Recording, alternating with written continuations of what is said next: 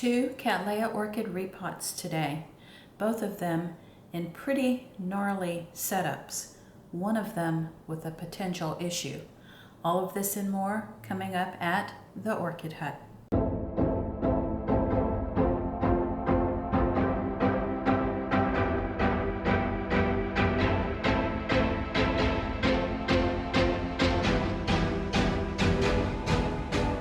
Welcome back to The Orchid Hut.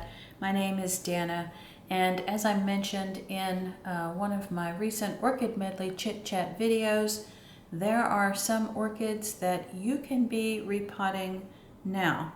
Yes, winter repots are okay depending on the situation. So we're going to be tackling these two Cattleya orchids today in this video. These two were added to my collection about 4 or 5 months ago when I went to the orchid show in central Louisiana. And one of them was, well, they were actually both in bud when I purchased them. This one bloomed first, and then this one bloomed second, and their blooms were posted in the community forum area. As I repot these today, I will reinsert their names as well as a picture of their blooms. But this one is an intergeneric hybrid Hawaii Island mint, and the other one is Potinara Chief Sweet Orange, and both of them, Cattleya type orchids. So, when I purchased these, I wasn't crazy about what they were potted in, but now they have been just kind of thriving under the grow lights for the winter. I have been trying to manage their watering according to how they're potted, but yes, it is time to get them in something fresh for the upcoming growing season, and of course address any issues that they might have. So as I'm editing this video, I will put a link to when the repots for these start. I will be doing Hawaii Island Mint first, and I will then be repotting Potinara Chief Sweet Orange. All right, so if you enjoy this video or learn something new along the way, please give it a thumbs up and click that notifications bell when you subscribe so that you know when I've posted something new. All right, so a quick break here. I will come back with some paper towel so that we can start on the repot for Hawaii Island Mint.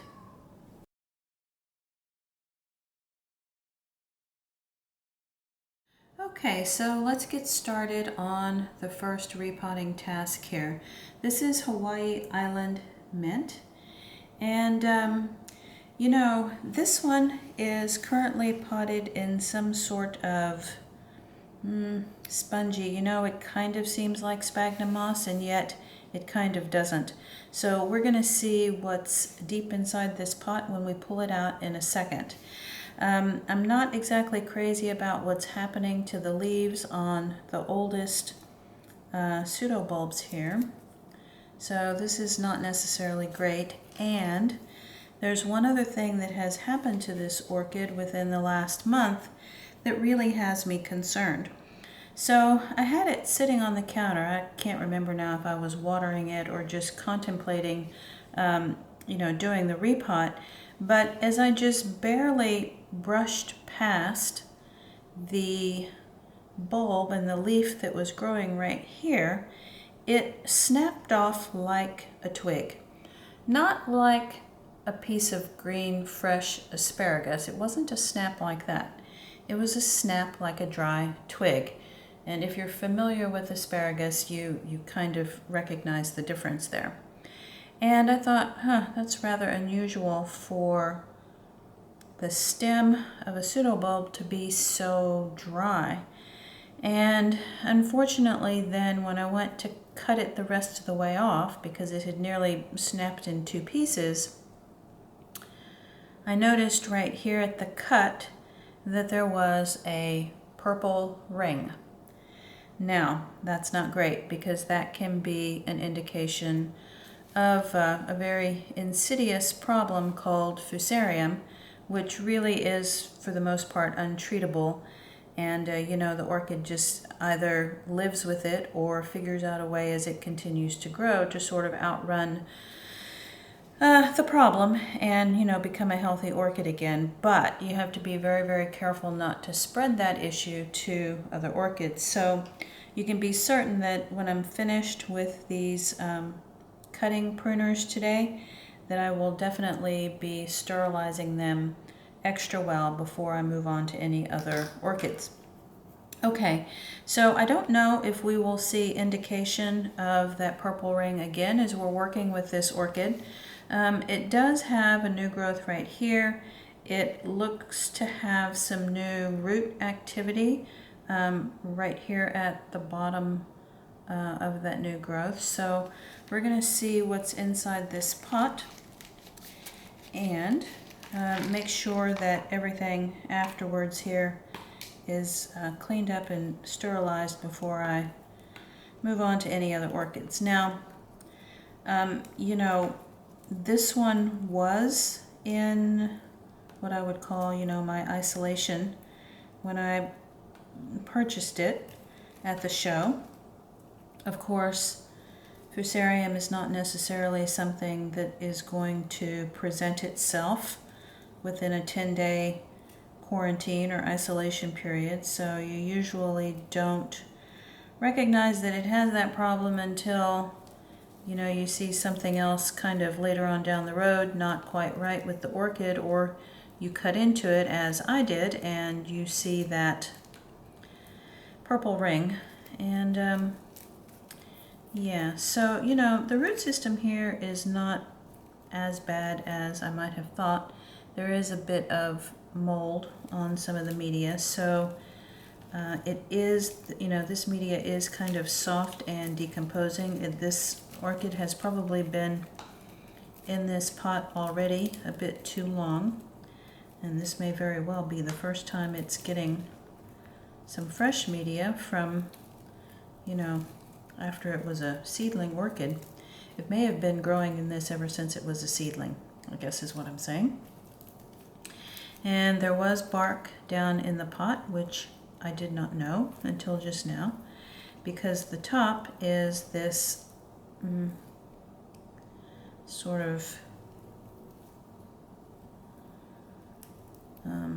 pretty well decomposed sphagnum, and it may, in a greenhouse, have even been live moss at some point.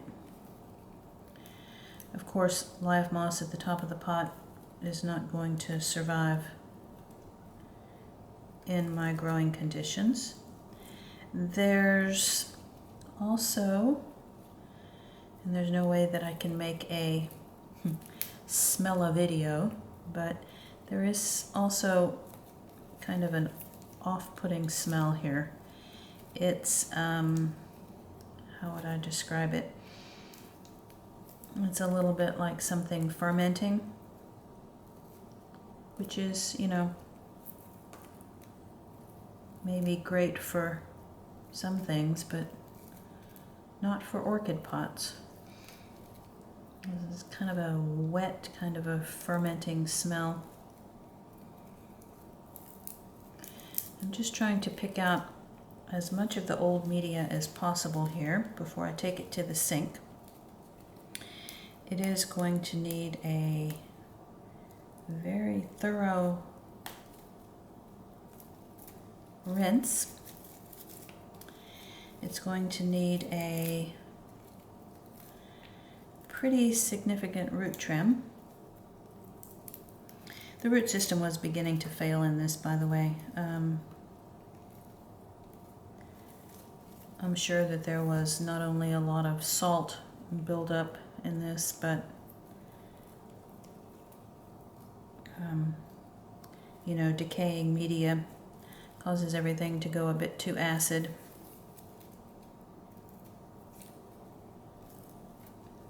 Decaying roots begin to cause a problem. Okay, so let me, while I'm here and before I even bother with this at the sink, let me just go ahead and remove what is clearly dead, because there's no reason trying to rinse all of this at the sink when it's just going to end up being cut away anyway. I won't get it all in this first pass, but I will get some of it. And you have to kind of be a little bit judicious here in what you're choosing to cut away. Some of these roots appear dead, yet when you feel them, they do have some substance left, some of them. So if that's the case, you don't want to cut those away, because they may still be providing some moisture and nutrient uptake for the overall plant. See, and this is kind of a for example. This root right here, you know, at first glance appears that it would be dead, but it is completely solid all the way up until the very end here. And only the tip of it in a couple of places has lost its substance. So this root is actually still living, even though at first glance it might appear that it is not. Of course, anything you see that is just stringy, that is likely dead.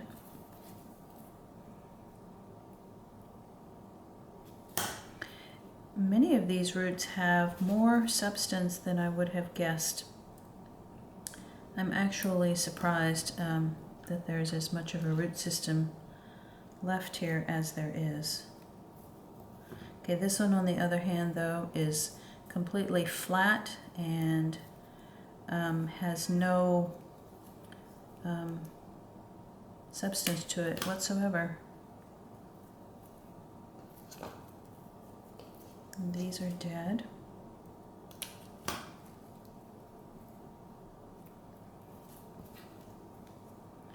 And like I said, this is just a first pass here at cleaning up the root system. Once everything is rinsed,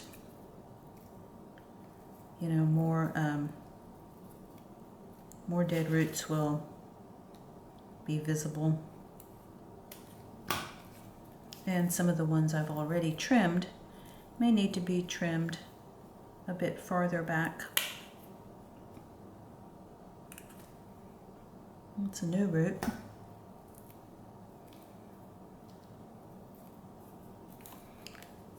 Okay, here's a few more dead ones.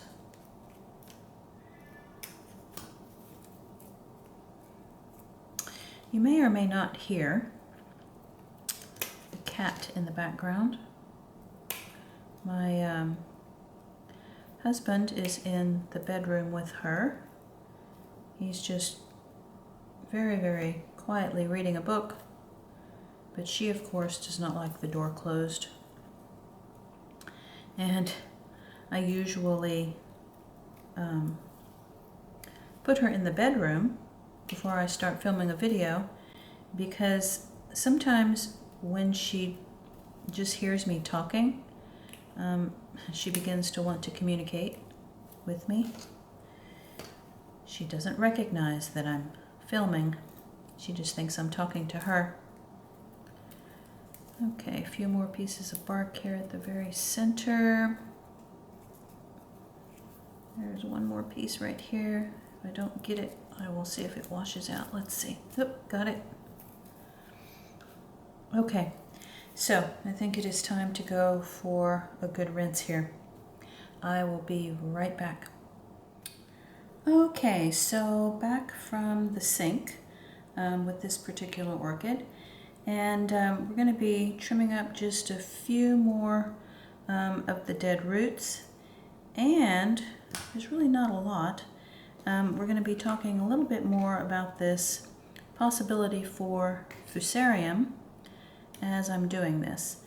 You know, fusarium is a fungus, and it is typically spread when tissue is damaged, like from pruning cutters, and the spores of the fungus are able to get into the rhizome of the plant.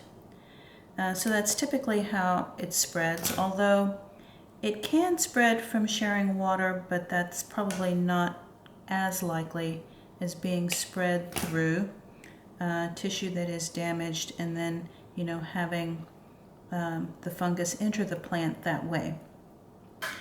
A lot of times, an orchid can actually have this condition and you don't even know it, because oftentimes it causes just a very slow decline in the plant, and you're never quite sure why that's the case. Like, a plant that was a vigorous bloomer is no longer blooming as much, and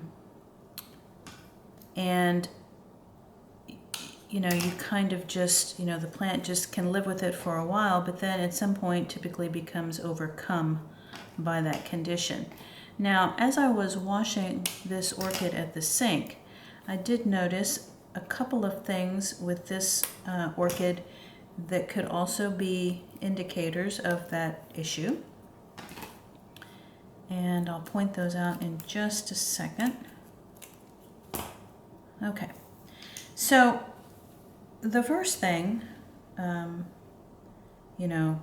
after the fact that, I saw this purple ring when I cut through the pseudobulb, and typically you would see that purple ring on the rhizome, but in this case it was actually on the stem of the bulb.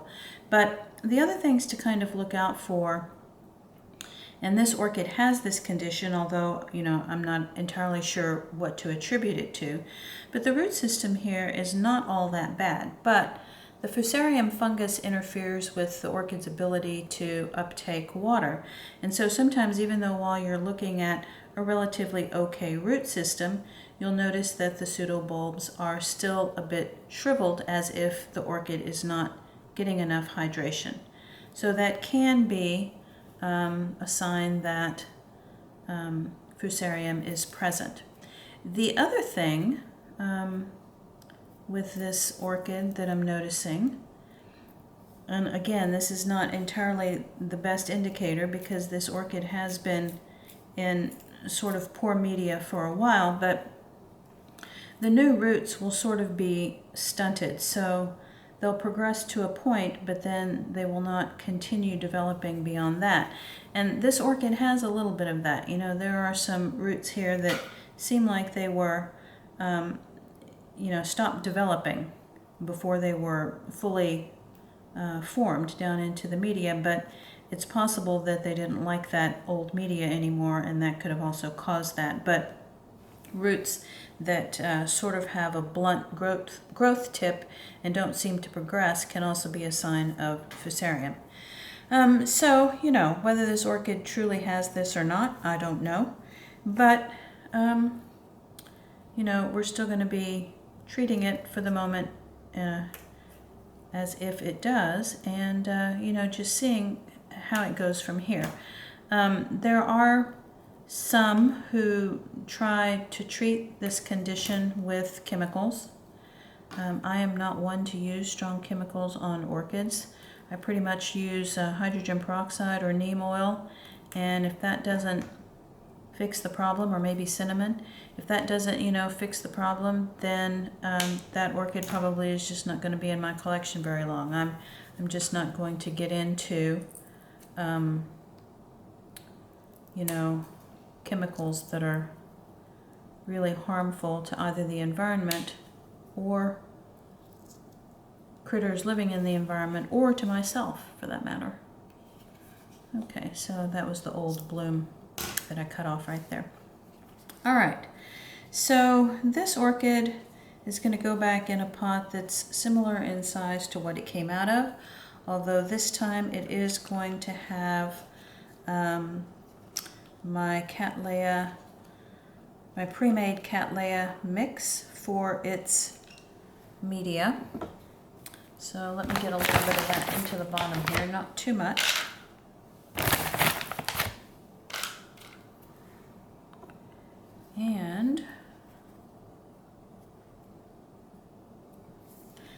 the other thing I will remove here is this old bulb.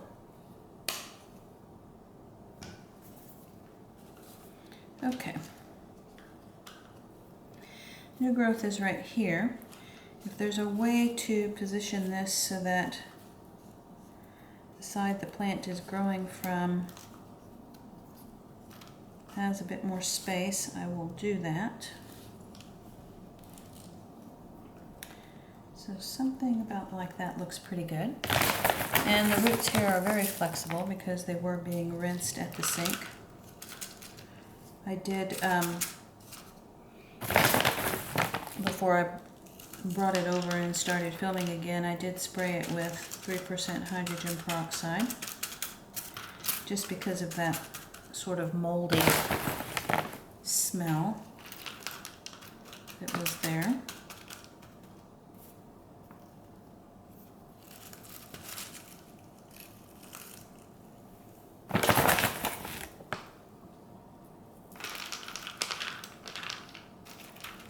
And we're just going to have to see how this one does. You know, it doesn't have to be like, you know, completely separate from the rest of my orchid collection. I'm going to make certain that before I do anything else orchid related that I am, you know, doing a good job of sterilizing and cleaning up and washing my hands and doing all those kinds of things. But you know, for general growing purposes, this one will be outside with the other Cattleyas in, you know, the growing season. And that kind of contact is not, you know, necessarily going to spread this. And in fact, I would argue that if an orchid is healthy, you know, it's not even going to be prone to that kind of problem. Okay. So looking around the bottom of the pot, that's looking pretty good. All right, let's put the tag back. So I, you know, will give updates on this one as it makes sense to do so throughout the growing season. And I'll water this in a bit and put it back under the grow lights, and we'll be moving on to orchid number 2 after everything is nice and cleaned up and sterilized. Okay, be right back.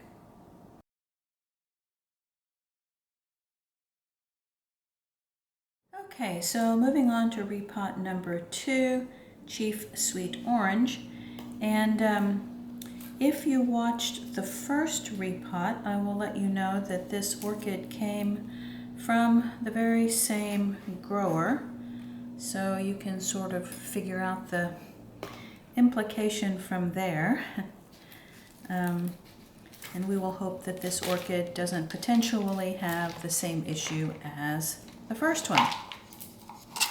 All right, so this one is also potted in bark, but really large chunks of bark, which seems a little bit unusual, even for a Cattleya.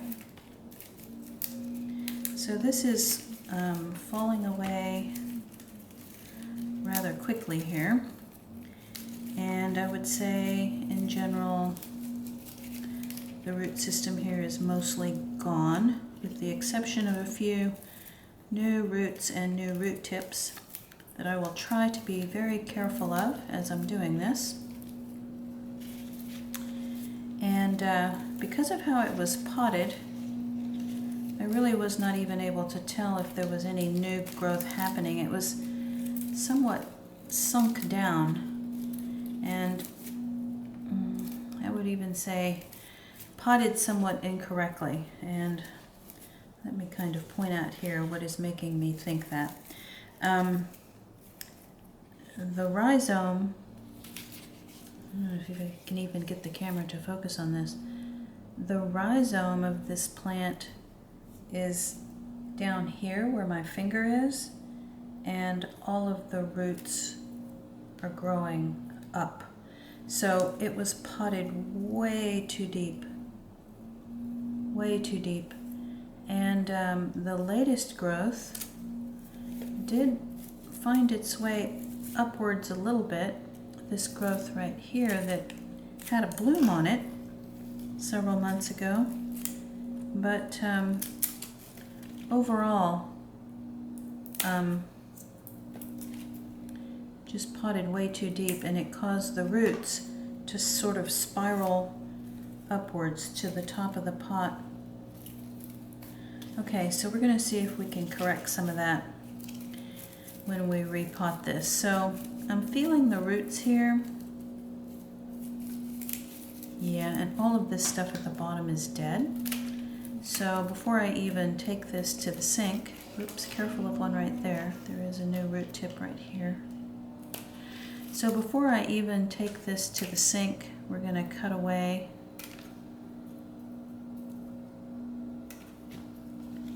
the bulk of what seems to be dead roots. And then just like with the first orchid, there may be a slight additional trim that's needed after it goes to the sink.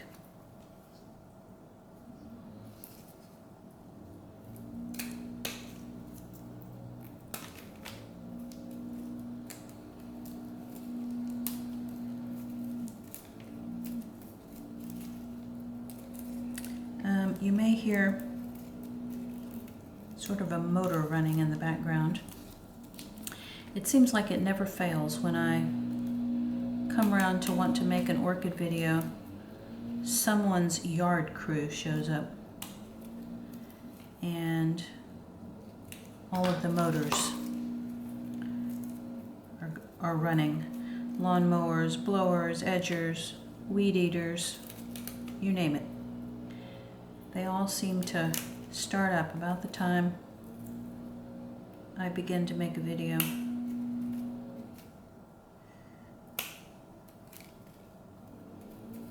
Wow, okay, so lots of dead roots here. So when all is said and done, it may not matter that they were growing upwards because... Okay, sorry for that little break right there. I had a memory card space issue on my camera. Okay, so as I was saying, it may not even matter that the roots were growing up and around the top of the pot because I'm trimming off a lot of that. Okay.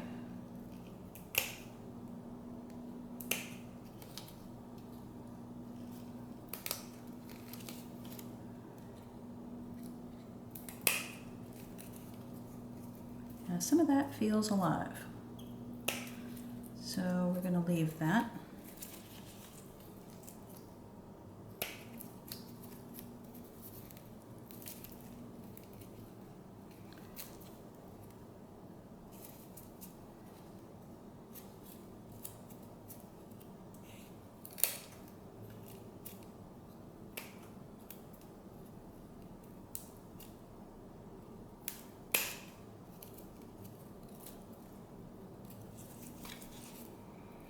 Some very precious little root tips here.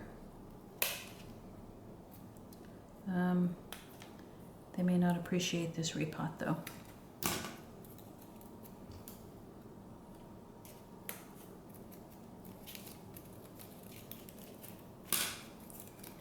Okay, so that's a good bulk of the trim here. I'm going to take this to the sink. I'm going to rinse it, and then I'm going to let it dry a bit and spray it with 3% hydrogen peroxide. I'll be back with a cleaned up space, and we will get this one positioned in the pot a bit better this time, hopefully. Okay, be right back. Okay, so back from the sink and the hydrogen peroxide. I just realized that my pantry door was open probably in that last segment of filming, so I apologize if the view into my pantry was not that great to look at. But we're just going to be trimming up just a little bit more of the dead roots at the very base of the rhizome. And cutting off some of these little threads that indicate the roots are no longer alive. And I made another decision while I was at the sink. You know, I had a pot chosen for this that was the same size as the previous pot, but now that we have dealt with all of the failing roots, there is absolutely no reason to put this back in such a large pot. So I had this, and now I have downsized to this. Okay, so this is an older pot, clean, albeit stained. And I also did get a little bit of sphagnum to work into the pot because I think this one could benefit from a bit more moisture retention. And we're going to try to do this so that it's not buried. And so that the future growth can be a little bit more appropriate for where the rhizome is.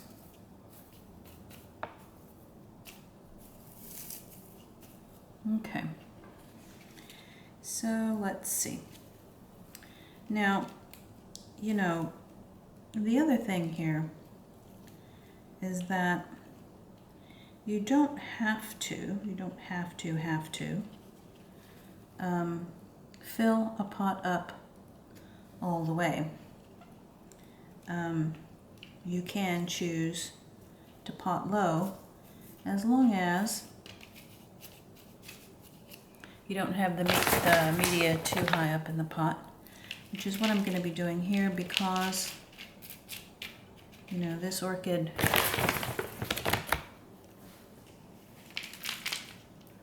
really doesn't need all of that. It kind of needs to think about getting those roots going in the right direction.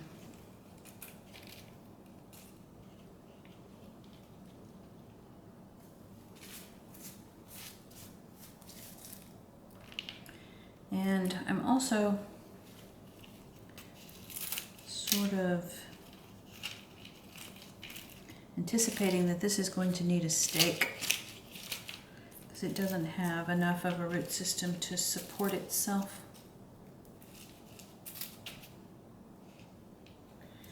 Okay, so that's looking pretty good in the pot, but I do have a couple of other tricks with the stake and something that I'm going to do with some sphagnum moss. So let me take another little quick break and I'll be back with those items. Okay, so back with a stake, a clip, and a little bit of extra sphagnum. You know, and as I was cleaning up this orchid, I had no idea where the new growth may come from, although I'm assuming that it will be from this latest bulb where it bloomed from, but I don't know that for sure because this one could have multiple points of growth. But in any case, you can see that there's still a bit of a problem with roots above the pot. But let me stake this first. And because I don't exactly know where new growth will come from, I'm guessing a bit here. And I'm going to put this in such a way I hope that it makes it easy to clip.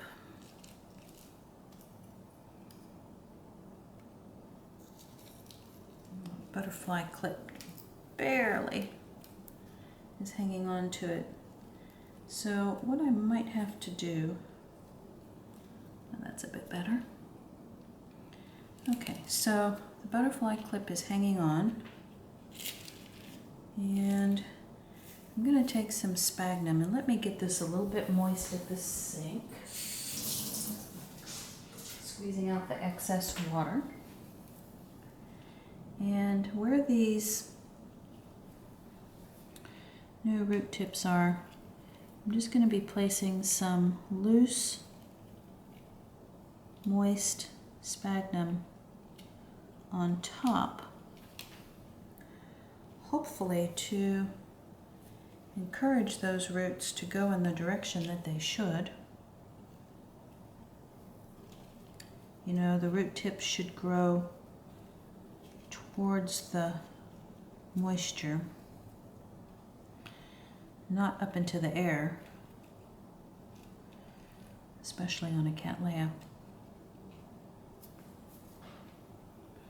Okay, so a little bit of extra moisture there for those roots. And we'll put the tag back and give this one a go for the growing season. I will probably give you updates on how it's doing in a future Orchid Medley Chit Chat. Hopefully sometime during the growing season there will be some new growth emerging. Okay, if you enjoyed this video or learned something new, please give it a thumbs up. If you haven't subscribed, please consider doing so and click that notifications bell so that you know when I've posted something new. Thank you all so much for watching, and talk to you next time.